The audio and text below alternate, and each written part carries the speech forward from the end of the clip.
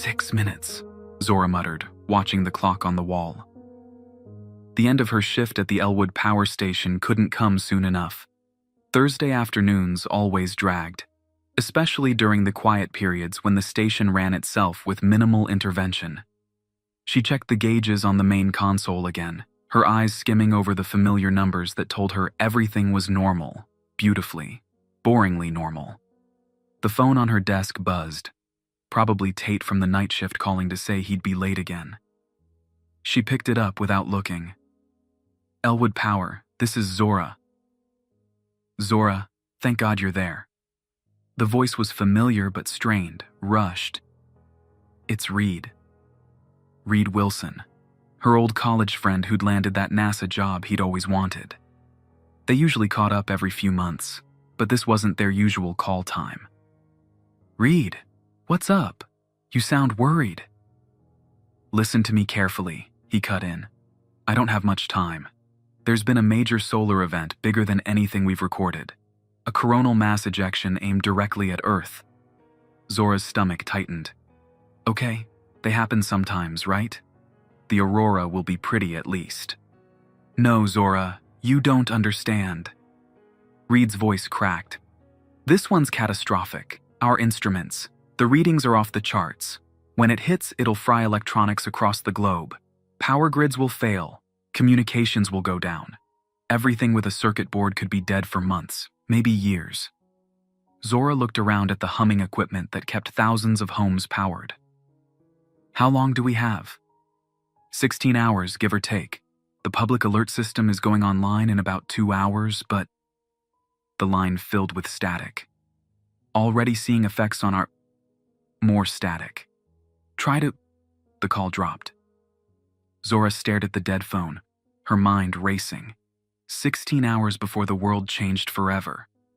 And she was sitting at the controls of critical infrastructure. She tried calling Reed back. Nothing. She tried the internet. Down. She walked to the window and looked out at the town below the hillside station. People were going about their Thursday afternoon as usual. No one knew yet. Her co-worker Leif walked by, coffee mug in hand. "You okay? You look like you've seen a ghost." "Did you hear anything about a solar storm coming?" Zora asked, trying to keep her voice casual. Leif shrugged. "Nope. Why?" Before she could answer, the station manager Vanya burst through the door. "Emergency meeting. Now." The conference room filled quickly. 12 technicians, 3 engineers, and Vanya at the head of the table. Her face was grave. "I've just received word from the Department of Energy. A massive solar storm is headed our way. Impact expected tomorrow morning around 8 a.m. This will likely cause widespread electrical failures." Murmurs filled the room. Zora felt a chill spread through her body. "Our job," Vanya continued, "is to implement emergency protocols to minimize damage to the core infrastructure. If we do this right, we can protect the most essential components of the grid. If we fail..." She didn't need to finish. Leif raised his hand. "How bad is this really going to be? Like, are we talking a few flickering lights?" Vanya's face remained stone. "We're talking about the potential collapse of every unprotected electrical system in our coverage area, possibly nationwide." The gravity of the situation fell over the room like a heavy blanket. "Zora, you're our lead safety technician. I need you to coordinate the manual shutdown procedures for sectors 3 through 7. Zora nodded, her throat dry. As the meeting broke up into urgent task forces, her phone buzzed with a text. "Reed. Sorry about call dropping. Situation worse than I said. NASA comms failing already. Solar particles hitting faster than models predicted. When main wave hits, stay away from transmission lines. We'll try to update. Stay safe." Zora looked up at the industrial ceiling lights. Soon, these might be among the last electric lights still working in the region, and she was one of the few people who could help keep them on. Night fell as they worked. Emergency protocols that had only existed in manuals were now being implemented in real time. Every technician was pulling double duty.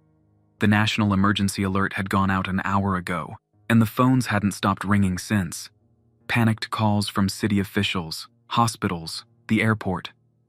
"We need to prioritize," Vanya announced, spreading a map across the central table. "Hospital power first, then water treatment, then emergency services. Everything else is secondary." Zora checked her watch. 10:42 p.m. Less than 10 hours remaining. "The manual bypass on cooling system 3 won't engage," called Orion from across the room. "The electronic override keeps kicking in." "That's by design," Zora said, crossing to him. "You need to cut power to the safety circuit first, then engage the manual bypass." "But the safety protocols won't matter when everything's fried tomorrow." She helped him disengage the electronic safety and lock in the manual controls. One small victory in what would be a very long night. Vanya approached with a tablet displaying a simulation. "Latest update from the National Weather Service. The ejection is accelerating. Impact now estimated at 6:15 a.m. 2 hours earlier?" Zora felt her chest tighten. "That cuts our prep time by almost 15%. "I know. We need to work faster." Zora returned to her station and pulled up the schematics for the regional grid. She'd studied these for years, but now she was looking at them with new eyes, trying to identify what could be saved and what would have to be sacrificed. Her phone buzzed again. Read. "Partial comms restored temporarily.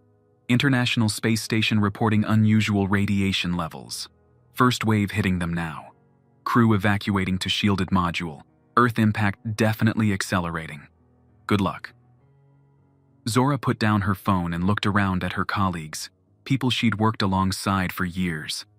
They were all focused, determined, but she could see the fear in their eyes. They understood what was coming better than most people would. That knowledge was their burden now. "Zora," Leif called from the primary control station. "Something weird is happening with the voltage regulators." She hurried over. The readings were fluctuating wildly. "It's like we're getting power surges, but they're coming from nowhere," Leif said, pointing to the dancing numbers on the screen. Zora leaned in. "It's starting already. The outer edges of the storm must be interacting with the atmosphere. But we should have hours still." "That's what the models said, but this thing isn't following any model." She turned to the room.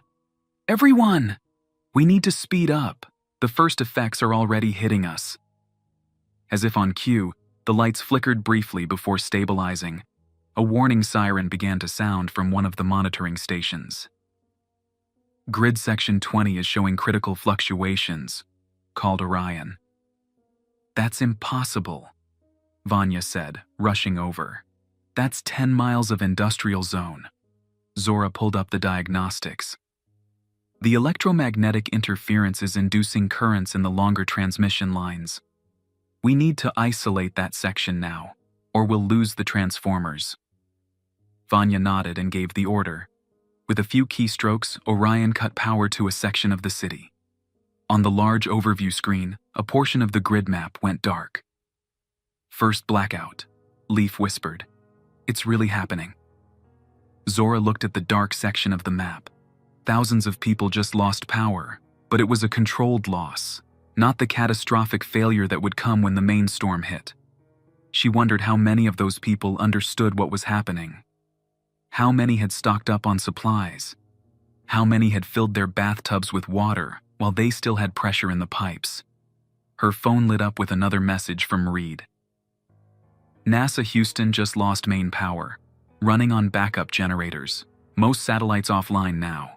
This is worse than anyone predicted. Last message. Tell people to disconnect everything electronic. Better to have undamaged equipment after than risk total loss." "Vanya," Zora called, holding up her phone. "New info from NASA. We should advise people to unplug everything they want to save." "Good idea. I'll have Nyoko contact emergency services to update their broadcasts." Vanya looked exhausted. None of them had slept, and the real crisis hadn't even started yet. A loud pop came from somewhere in the facility. followed by the acrid smell of burned electronics. "Control panel 7 just blew," someone shouted. "Get the fire extinguisher," Vanya ordered, "and check the backup systems." Zora ran to help, grabbing the extinguisher from the wall. The panel was smoking, sparks occasionally jumping between exposed wires. "Stand back," she warned, before releasing a cloud of suppressant over the damaged equipment. The fire died quickly, but the panel was destroyed. "What happened?" Vanya demanded. Orion was already checking the logs. "Massive power surge through that circuit. It wasn't even connected to any external lines." "The electromagnetic field is strengthening," Zora explained. "It's inducing currents in any conductive material long enough to act as an antenna." Vanya's face paled. "How much worse will it get when the main event hits?" Zora had no comforting answer. "We need to speed up the manual conversions. Anything still running on electronic controls when this hits will be fried." They worked frantically through the night. One by one, critical systems were converted to manual operation where possible. Modern power stations weren't designed to run this way. They relied on computerized systems, electronic sensors, and automated controls. Converting to manual operation meant disabling safety features, ignoring efficiency parameters, and accepting that precision would be sacrificed for survivability. By 4 a.m., they'd done all they could. Nearly 40% of the grid had been preemptively shut down to protect core infrastructure.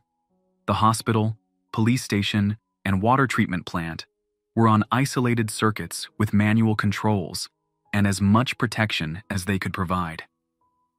Zora stood by the window, looking out at the darkened city below. Only patches of light remained, islands in a growing sea of darkness. The night sky above was clear, the stars unusually bright without the usual light pollution. She wondered if anyone else was noticing the stars tonight, or if they were all too busy preparing for what morning would bring. Behind her, the remaining staff had gathered in the main control room. They'd sent half the team home to be with their families. Those who stayed were the ones with the most critical knowledge, or those who, like Zora, had no family nearby to go home to. 2 hours until estimated impact, Vanya announced. "I suggest we all try to get some rest. Take shifts. We'll need clear heads when it hits." No one moved toward the break room. They all knew sleep would be impossible. "I've been thinking," Zora said, turning from the window. "What if we could create a Faraday cage around the core components?" "With what?" Leaf asked. "We don't have enough conductive material to shield everything." "Not everything. Just the control computers for the primary distribution network. If we can keep those intact, recovery will be much faster." Orion nodded slowly. "The server room already has metal walls, if we could cover the vents and doorways with something conductive." "The kitchen has aluminum foil," offered Nyoko, "and there's copper wire in maintenance." A spark of hope ignited in the room. It wasn't much, but it was something constructive they could do while waiting for the inevitable. As they gathered materials and began constructing makeshift shielding, Zora's phone buzzed one last time. Read again. "ISS reports aurora visible at equator. Unprecedented. Main wave hitting lunar satellites now. Earth impact in 90 minutes approximately. This is final communication before we shelter in deep bunker. Good luck, Z. The world's going to need people like you tomorrow." She stared at the message for a long moment before pocketing her phone. People like her. People who understood how things worked, how to fix them, how to rebuild. That knowledge had always been her job. Now it might be the most valuable thing she possessed. Outside, the first hints of dawn were lightening the sky. But Zora knew that this sunrise might bring darkness instead of light. A darkness that could last for months, and they were quickly running out of time. The first sign wasn't a flash or an explosion, but silence. At exactly 6:08 a.m., every digital device in the control room died simultaneously. Phone screens went black, computers shut down. The electric hum that had been the background noise of the facility for decades simply stopped. "It's starting," Zora whispered into the sudden quiet. Through the windows, they watched as the city below fell into complete darkness. Block by block, neighborhood by neighborhood, until not a single electric light remained. The sunrise painted everything in pale orange light, making the scene look deceptively peaceful. Then came the sound, a deep thrumming that seemed to emanate from the air itself. The metal structures of the power station vibrated slightly, creating an eerie resonance. The hair on Zora's arms stood up as static electricity built around them. Outside, the sky began to change color. What started as normal dawn light shifted, taking on unusual hues. First a deep purple, then a vivid green that had no place in a morning sky. The aurora had arrived, visible at their latitude for perhaps the first time in recorded history. Beautiful and terrible, Nyoko said, joining Zora at the window. Like watching a tsunami approach from a hilltop, Zora agreed. The radio on Vanya's belt crackled to life, one of the few pieces of equipment still functioning due to its simple design and lack of microchips. This is Elwood Emergency Services. All stations report status. Vanya took the radio. This is Elwood Power. We've implemented emergency protocols and maintained manual control of critical infrastructure sections. Hospital power is stable on isolated circuit. Water treatment is functional, but at reduced capacity. Copy that. You're the only utility still reporting in. Good work. The radio went silent again. Zora looked at her colleagues' faces in the dim emergency lighting.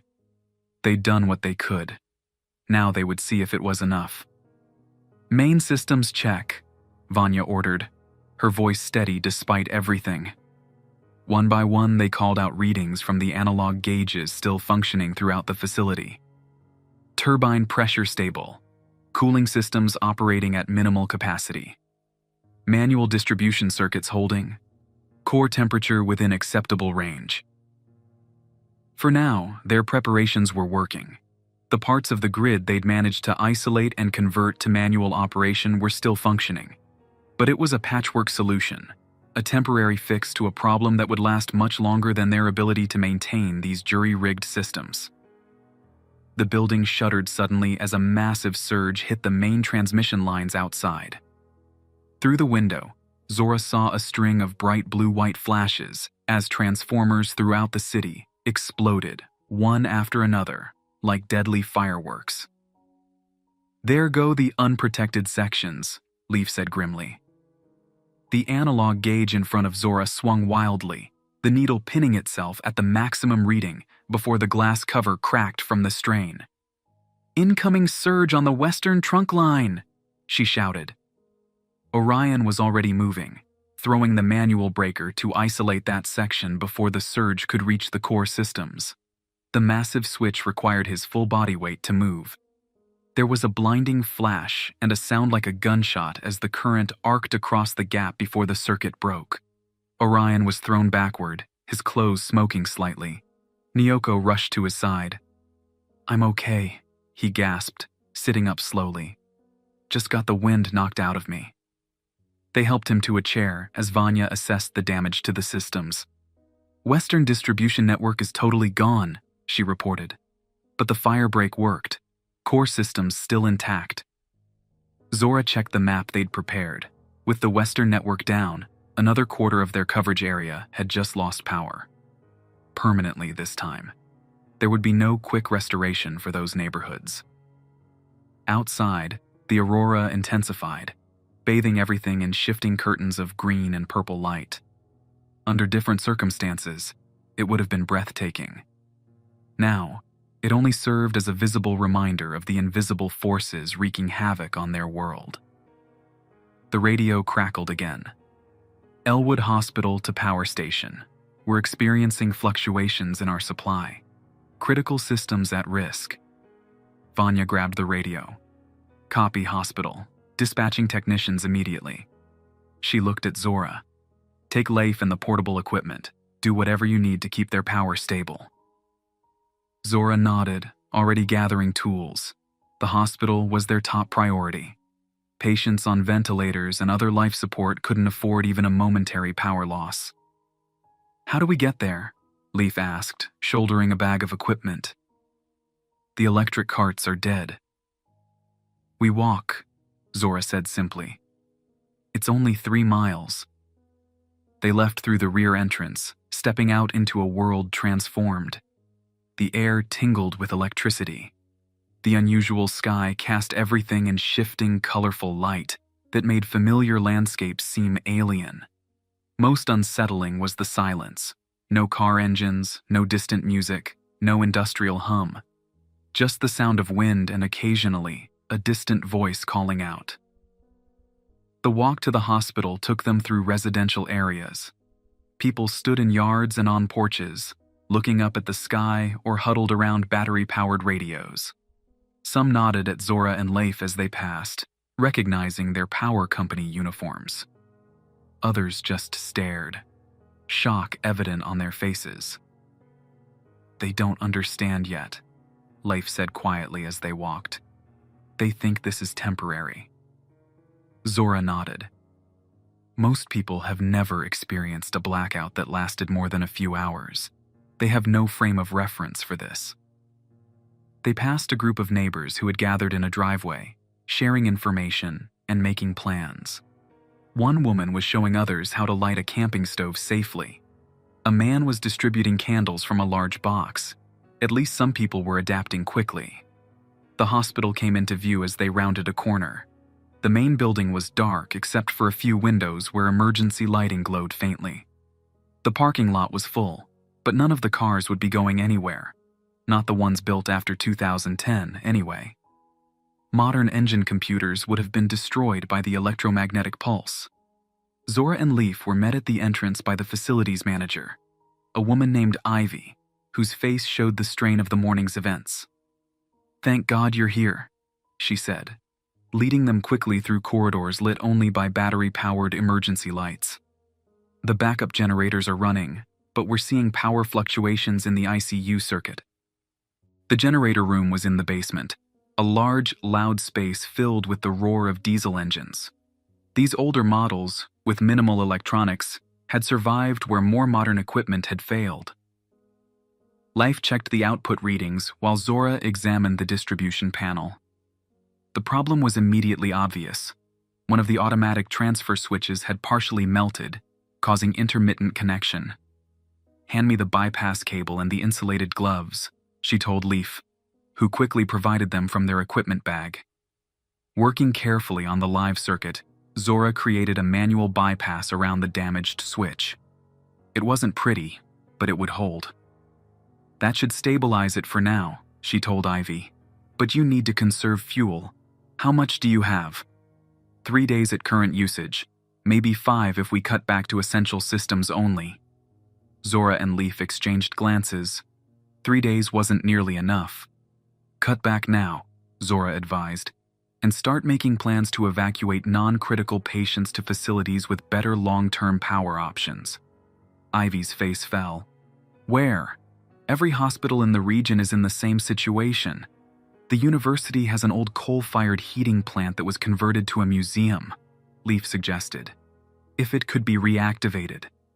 "Good thinking," Zora agreed. "Talk to Vanya about it when we get back to the station." As they finished securing the hospital's power system, a doctor approached them. His scrubs were wrinkled, suggesting he'd been on duty since before the event began. "Are you from the power company?" he asked, his voice tight with controlled stress. "When will regular service be restored?" Zora took a deep breath. This would be the first of many such conversations. "I'm sorry, doctor. Regular service won't be restored for quite some time. Possibly months." The doctor stared at her. "Months? That's not possible. We have patients who—" "I understand," Zora cut in gently. "But the equipment that manages power distribution has been permanently damaged. We're working on maintaining critical services manually, but full restoration requires replacement parts that aren't readily available. So what do we do?" "Adapt," Zora said simply. "Identify your most essential needs. We'll do everything possible to keep power flowing to this facility, but you need to prepare for long-term disruption." The doctor nodded slowly, the reality sinking in. "I should talk to the hospital administrator. We'll need to implement our disaster protocols." "That would be wise," Zora agreed. As the doctor walked away, Leif turned to her. "You told him the truth. No sugarcoating. What good would lying do? They need to understand what they're facing to make the right decisions." Their work at the hospital complete for now, they began the walk back to the power station.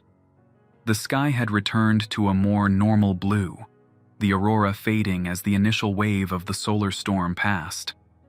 But the damage was done, and according to Reed's last message, this was just the beginning. The next week passed in a blur of exhaustion, improvisation, and small victories amid larger defeats. The power station became the de facto command center for the region's recovery efforts. With functioning radio equipment and the technical knowledge to keep essential services running, Zora and her colleagues found themselves elevated from utility workers to critical decision-makers overnight. They worked in shifts, sleeping on cots in the break room when exhaustion demanded it. Their families were brought to the facility when possible, both for their safety and to allow the workers to focus without worrying about loved ones. The station's cafeteria became a communal kitchen, with meals prepared on camp stoves and supplies carefully rationed. Zora kept a journal, partly to track technical details they might need later, and partly to maintain her sanity amid the chaos. Day 3. Water treatment plant still operational at 40% capacity. Implementing rotating schedule for neighborhoods to fill containers. Hospital transfer to university heating plant successful. 19 ventilator patients now stable on power from retrofitted coal system. Turbine 2 failing. Manual adjustments required every 4 hours to prevent overheating. Day 5. First amateur radio contact with Capital City. Similar conditions there. National Guard mobilizing but transportation limited to pre-2005 vehicles without computerized engines. Local food supplies holding, but refrigeration lost. Community kitchens established in 4 locations. Solar panels largely survived, but inverters fried. Orion working on manual DC conversion system for essential medical equipment. Day 7. Copper wire becoming most valuable resource. People stripping it from abandoned buildings to trade. Established technical education sessions, teaching basics of electricity to community volunteers. More hands needed for manual operations. Sleep deprivation affecting everyone's judgment. Need to establish better rotation. On the 8th day, Zora stood on the roof of the power station at dawn, taking a rare moment alone. Below, the city was transforming. Streets that had once been busy with traffic were now pedestrian thoroughfares. Gardens were being dug in every available patch of earth.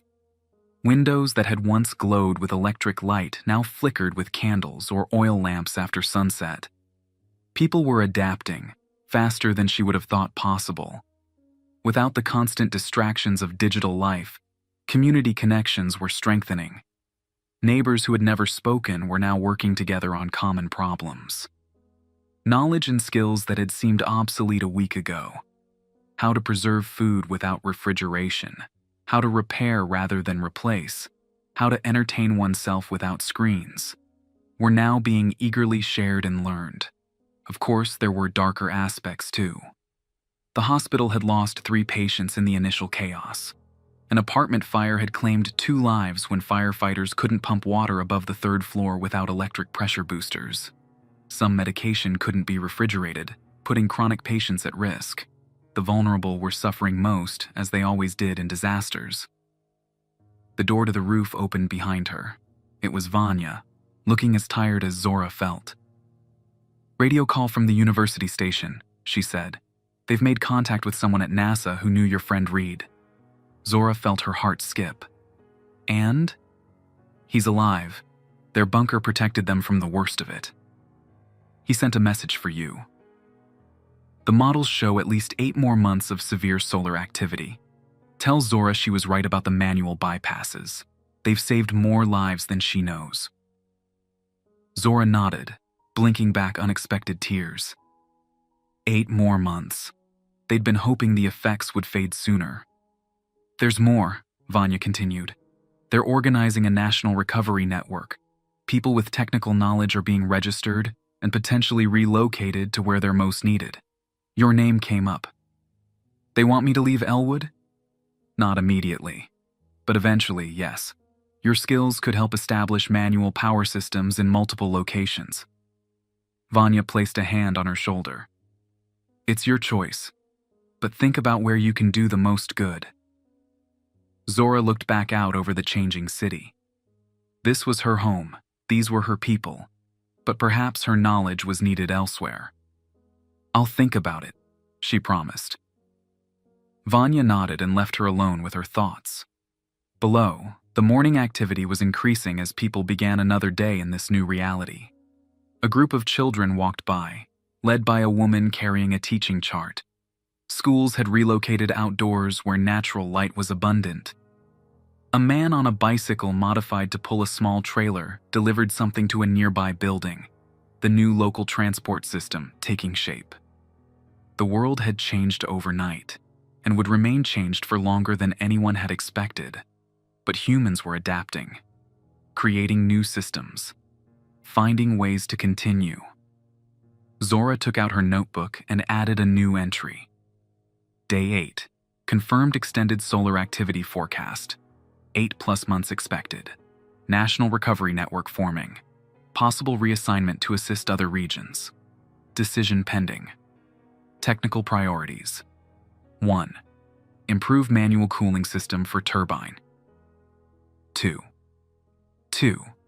Train second team on distribution panel maintenance. 3. Develop better communication system between critical facilities.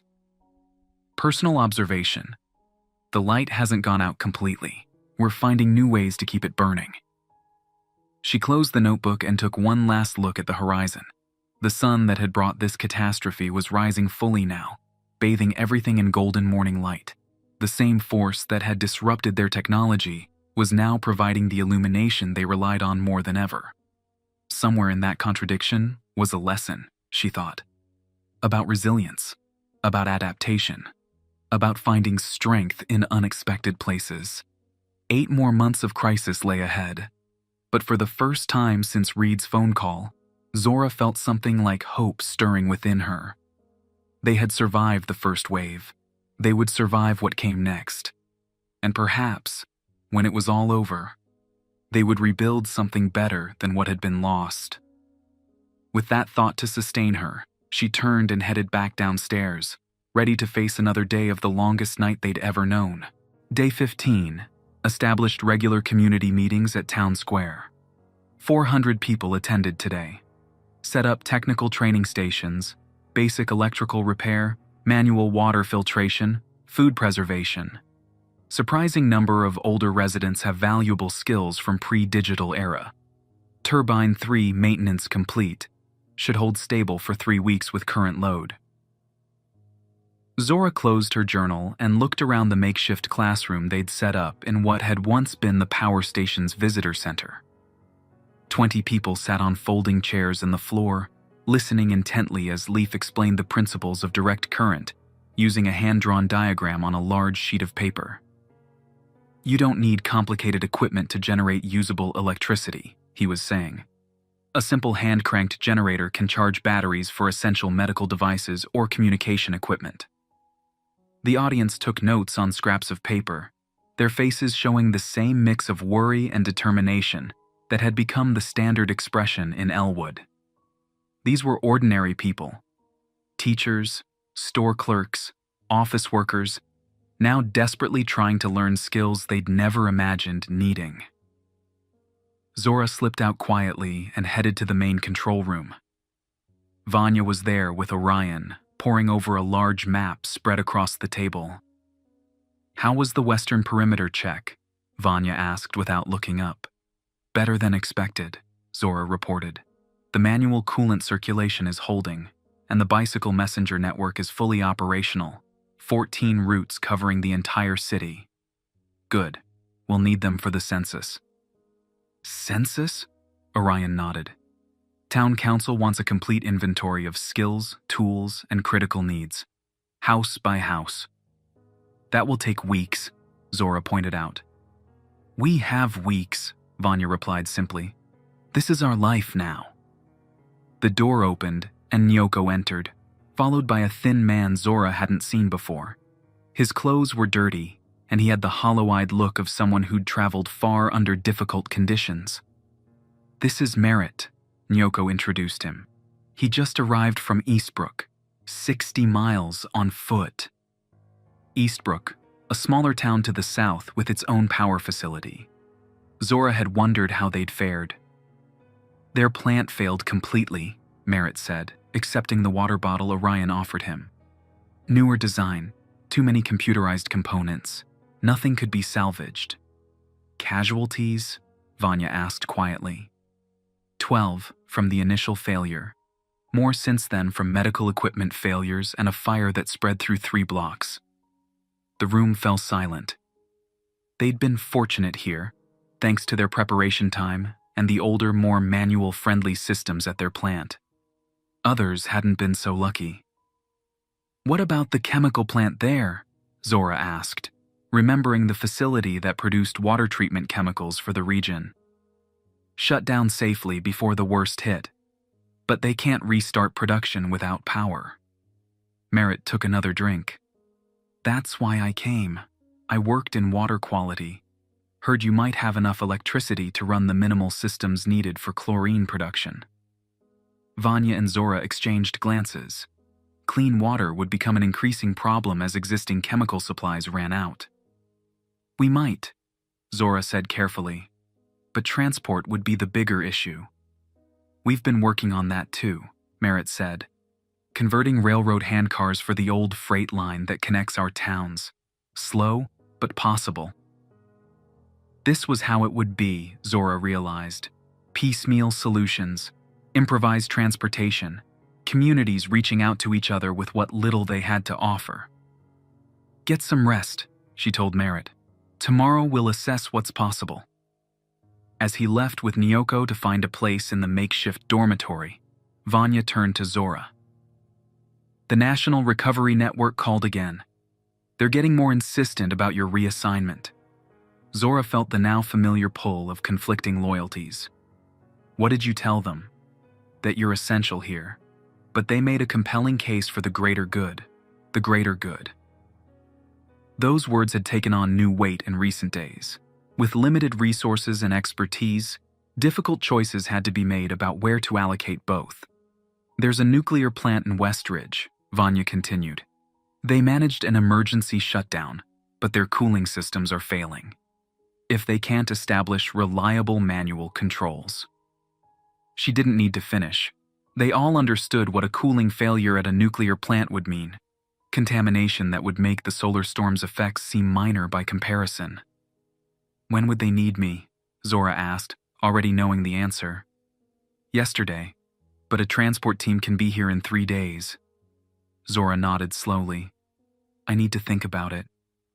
Outside, the sky was darkening.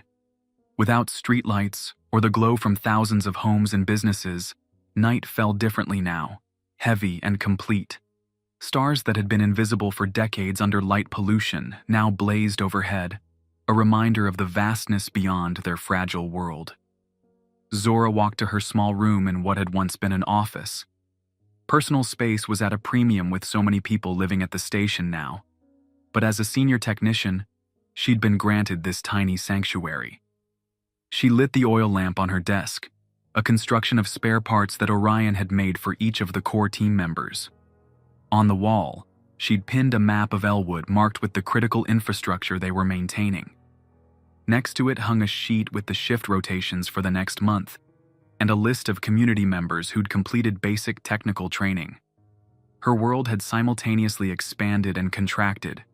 She knew more people in the city than ever before, yet her focus had narrowed to the essentials of survival. There was a knock at her door. When she opened it, she found Leif holding a steaming mug. "Thought you could use this," he said, handing it to her. "It's the real thing, Coffee. Someone traded it for electrical repair work. Zora accepted it gratefully. Small luxuries had become precious beyond measure. I heard about Westridge, Leaf said, leaning against the door frame. The nuclear plant. News travels fast. People talk, especially when it involves our resident power expert.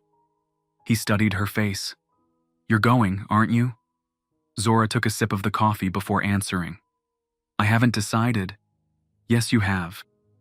I've known you long enough to read that look. He was right.